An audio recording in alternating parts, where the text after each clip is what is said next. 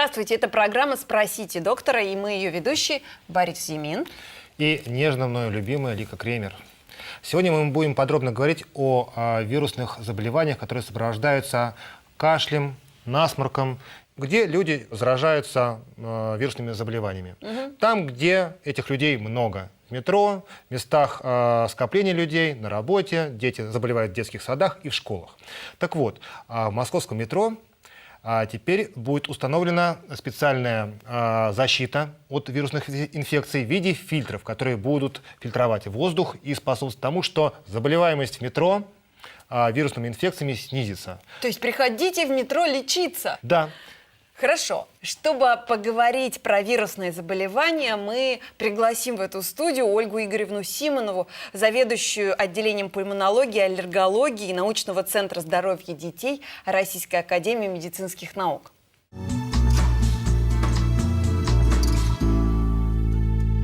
Здравствуйте, Ольга Игоревна. Здравствуйте. Скажите, вот в тот момент, когда у ребенка только начинается какое-то вот непонятное заболевание типа простуды, но еще, в общем, нет ощущения, да, температуры нет, ничего, ну какие-то... Вот что прежде всего стоит сделать? Конечно, очень много зависит от возраста. Если ребенок малыш, совсем он маме ничего не скажет. Мама только увидит какую-то, может быть, вялость, какой-то болезненный взгляд.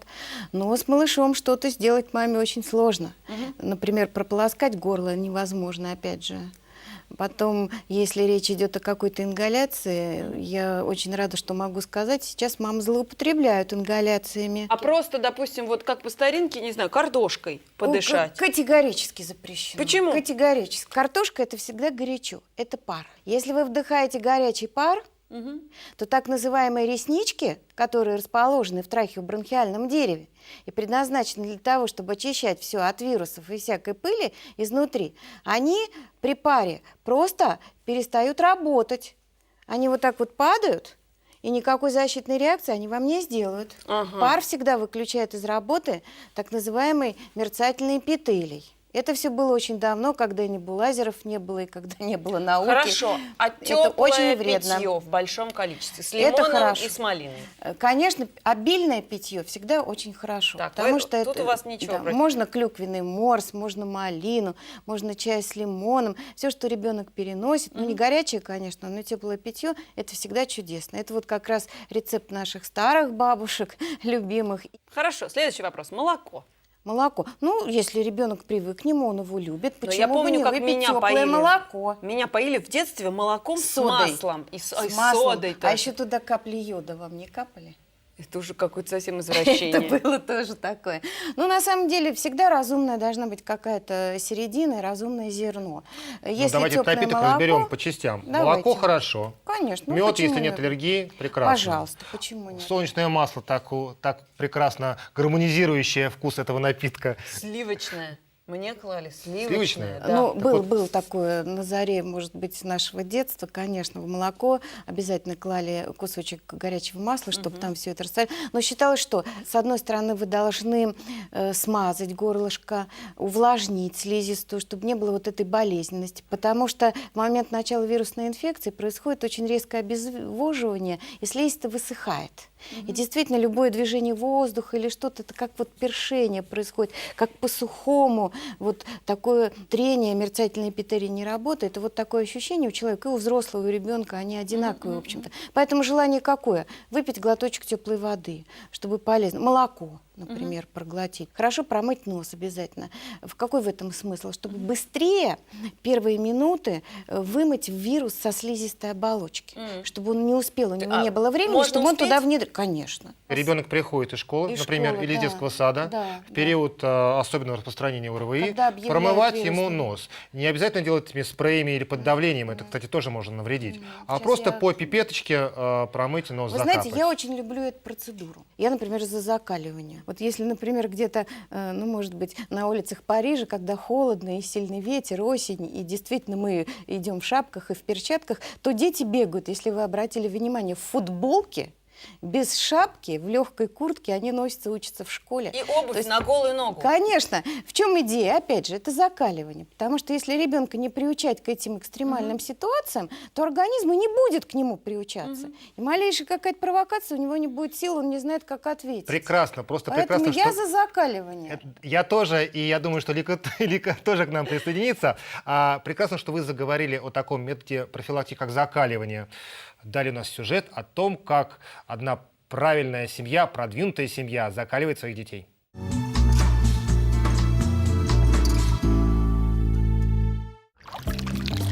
Сейчас осень, температура воды плюс 15, и это еще у берега. Температура воздуха где-то, наверное, 20 градусов. В такую погоду, при такой температуре мы нормально купаемся. Я сейчас купаюсь, вода была холодная, выдержит можно. У меня 4 детей, младшему года 3 месяца. Первый раз я его окунула в воду меньше 20 градусов, когда ему было 3 месяца. При нашей жизни я считаю, что это закаливание. Мне вот врач сказал, что главное, не болеют или не болеют дети, а как они выходят из болезни. Тогда можно говорить о состоянии организма, когда вот если подхватил человек инфекцию, неважно, ребенок или взрослый, перешло у него это хроническое, или он быстро взял и поправился, это сам переборол. Этой зимой мы обязательно пойдем и скупаемся в прорубь на крещенские морозы.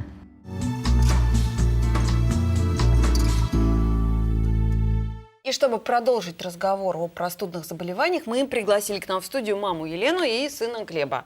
Часто ли Глеб болеет? Да, Глеб у нас болеет часто. С осени по весну, тот зимний период, практически каждый месяц.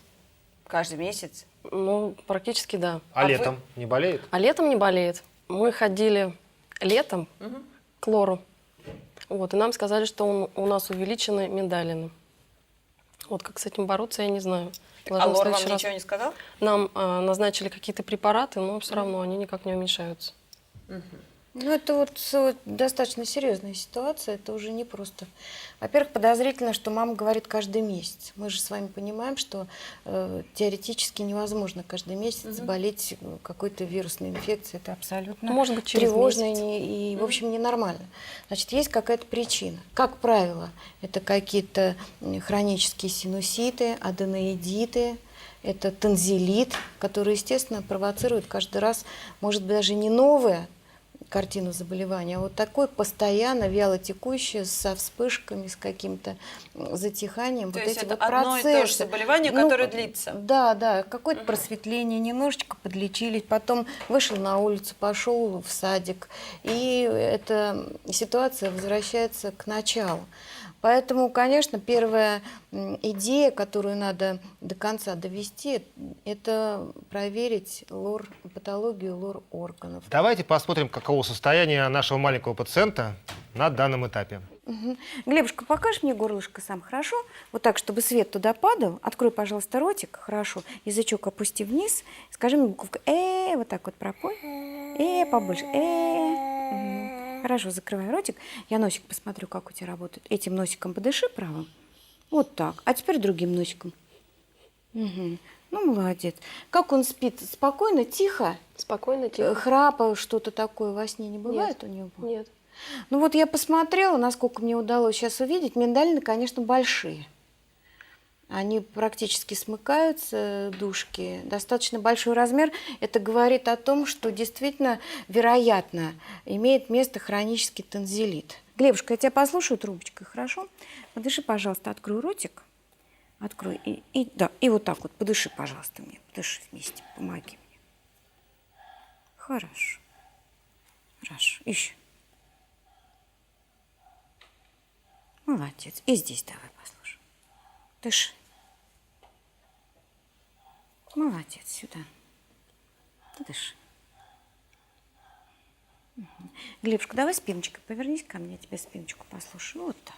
Дыши, мой хороший. Дыши. Молодец, умничка.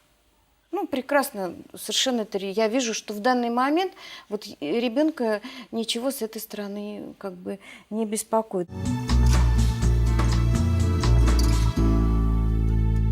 Ольга Игоревна, хотелось бы услышать ваши впечатления от такого краткого осмотра. Я вижу, что дышит носом он свободно, рот у него закрыт. Мама говорит, что и во сне. Грудная клетка развита хорошо, дыхание симметрично, дыхание глубокое, хрипов, конечно, никаких нет.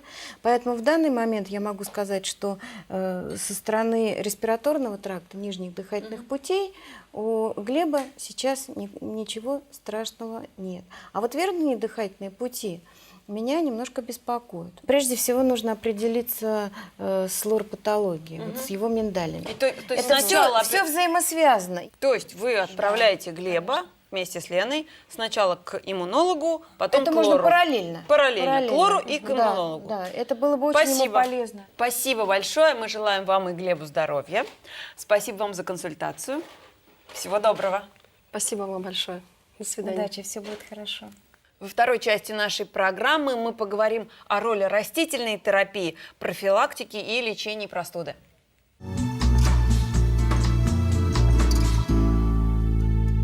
И у нас в гостях физиолог, фармаколог Татьяна Евгеньевна Никольская. Здравствуйте, Татьяна Евгеньевна. Добрый день. А скажите, при острых респираторных заболеваниях какими травами можно пользоваться дома? Ну, дома можно, конечно, использовать такие травы, как душицу.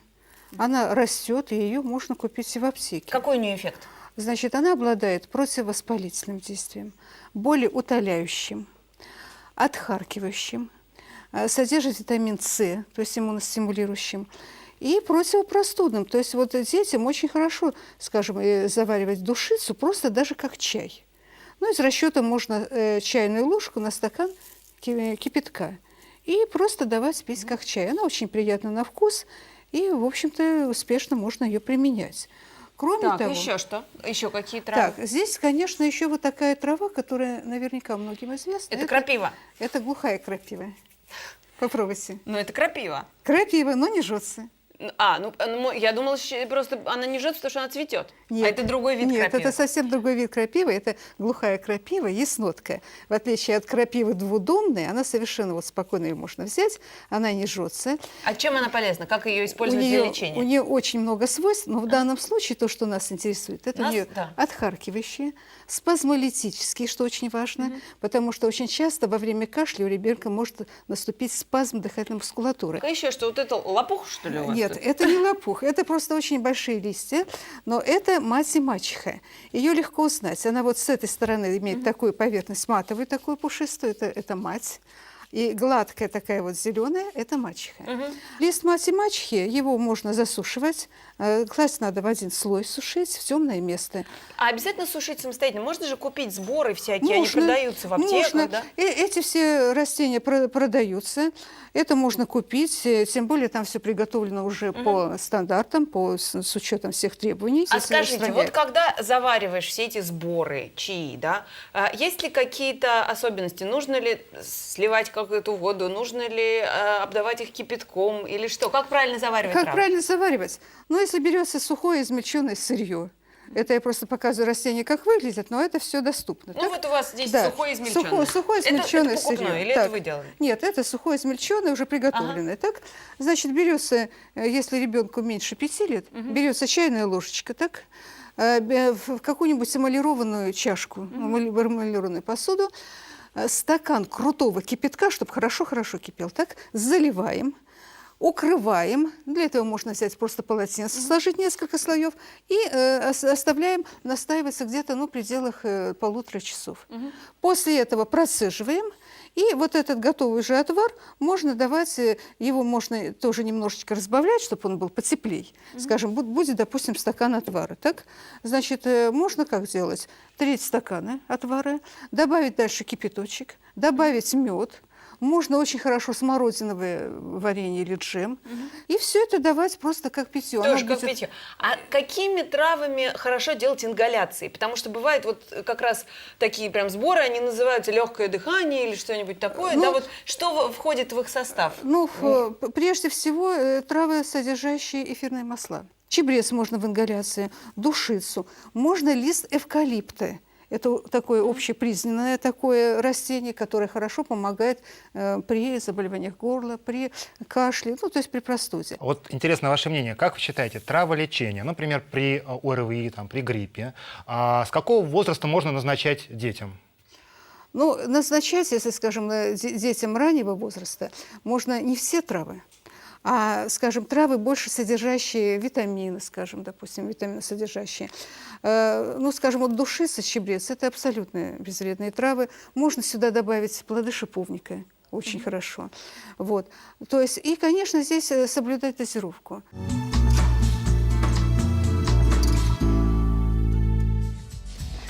Когда маечка заболевает, у нее температура, она начинает кашлять.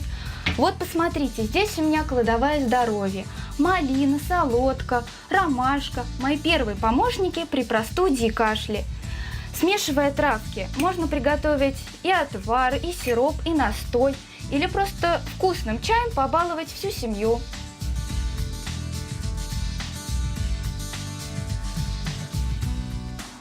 Правильно заварить травяной чай – целое искусство. Посуду обдали кипятком.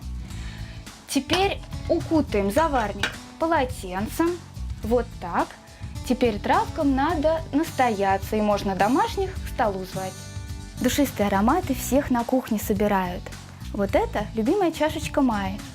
Доча, с чем ты будешь чай пить?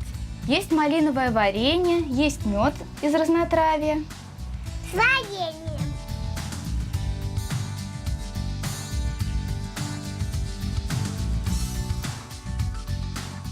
Но все же отрицать достижения современной медицины не стоит. Сегодня у меня нет времени колдовать над травами. Майя простудилась и вернулась из сада с кашлем. Она капризничает, плохо себя чувствует и требует неустанного внимания. На этот случай у меня есть проверенный временем сироп «Доктор Мом». Это средство природного происхождения. Вот здесь в инструкции к сиропу написано, что в состав входят экстракты солодки, девисила, имбиря и другие компоненты.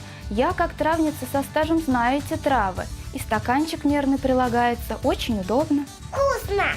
Пахнет фруктами, хочу еще. А перед сном я могу использовать мазь от симптомов простуды «Доктор Мом». Стараюсь всегда держать ее в домашней аптечке. В ее составе камфора, масло ореха мускатного, скипидарное, эвкалиптовое масло и другие компоненты. Вот так мы лечим носик, чтобы он хорошо дышал. Помажем спинку, разотрем грудку.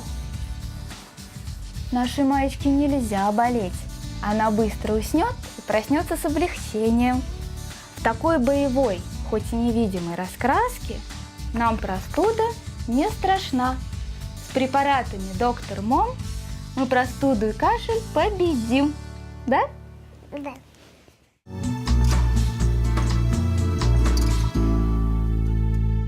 Я совсем недавно лечила своих детей вот такой мазью. Какими свойствами обладают травы и масла, которые туда входят? Да? Там входит и масло мускатного ореха, и эвкалиптовое масло, я вижу, камфора, да? Да. Что это за свойства? Что... Значит, какие свойства? Ну, прежде всего, эвкалиптовое масло – это противовоспалительное. Вот. Масло имбирное – это тоже противовоспалительное и антисептическое, то есть противомикробное. А что касается камфоры, она обладает местно-раздражающим действием. Так, а масло мускатного ореха, оно чем полезно?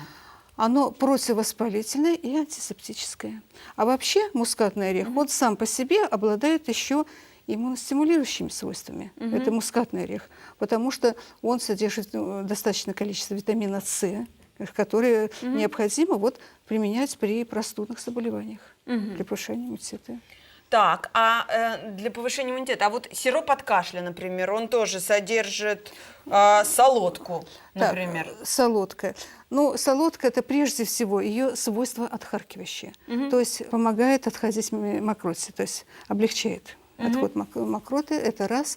Кроме того, противовоспалительное. То есть снимает воспаление. Снимает воспаление.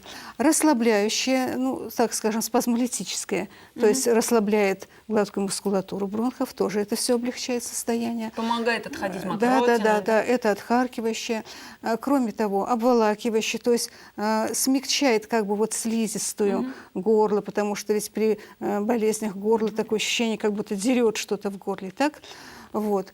Ну и, в общем-то, вот эти вот все ценные свойства, которые можно применять. А лекарственный имбирь, это другой совсем имбирь, это не тот, который мы употребляем, когда готовим, да? Ну, нет, вообще-то имбирь, он и есть имбирь. А какие у него свойства? Значит, противовоспалительное, раз, антисептическое, противомикробное, и, кроме того, имбирь повышает иммунитет за счет содержания витамина С.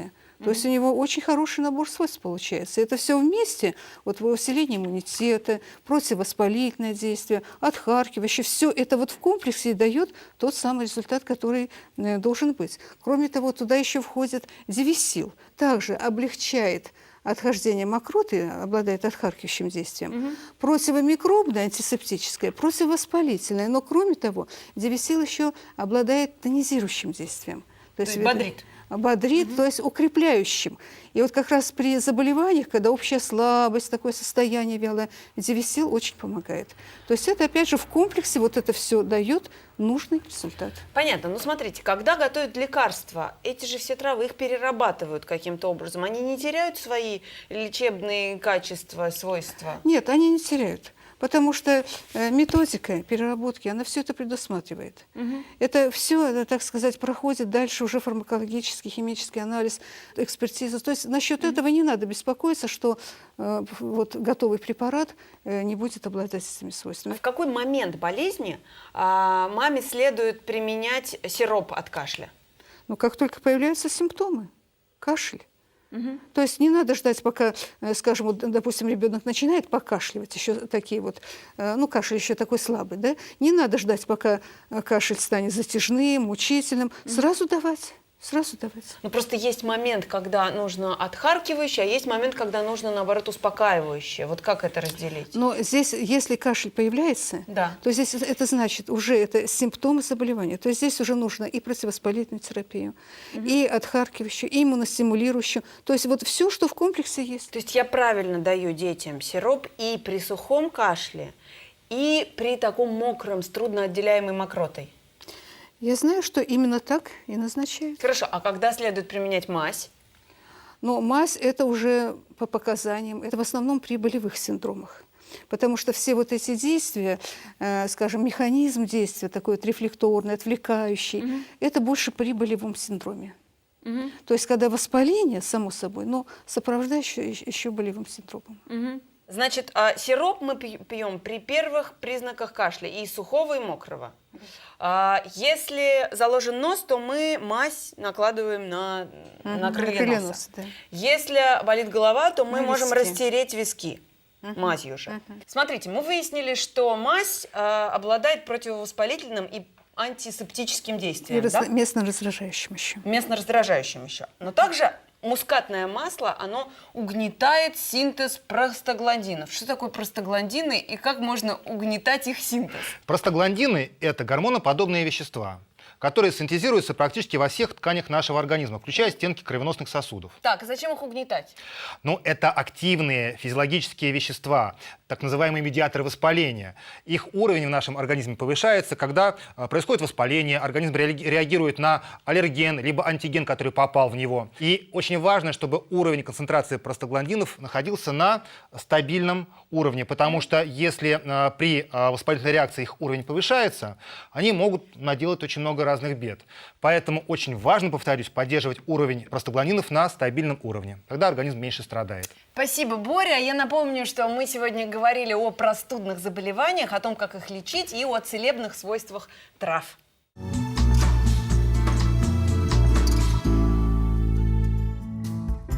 Сироп «Доктор Мом» применяется для симптоматической терапии при острых и хронических заболеваниях дыхательных путей, которые сопровождаются сухим кашлем или кашлем с трудноотделяемой мокротой. Мазь рекомендована при острых респираторных заболеваниях, сопровождающихся насморком, чувством заложенности носа, мышечными болями, болями в спине, а также головными болями. Применять препараты необходимо по инструкции.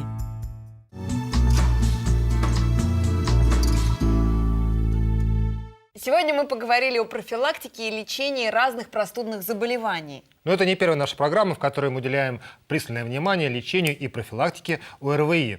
Но все-таки я считаю сочетание народных методов лечения и традиционных, оно должно быть сбалансированным. И здесь я пальму первенства отдаю все-таки традиционной медицине. Будьте внимательны к своему здоровью, пожалуйста. Я поддерживаю Борю. Если у вас остались вопросы, пожалуйста, пишите на наш сайт телеканала «Мать и дитя». Это были ведущие программы «Спросите доктора» Лика Кремер. И Борис Зимин. Будьте здоровы, не болейте. Счастья и здоровья вам. До свидания.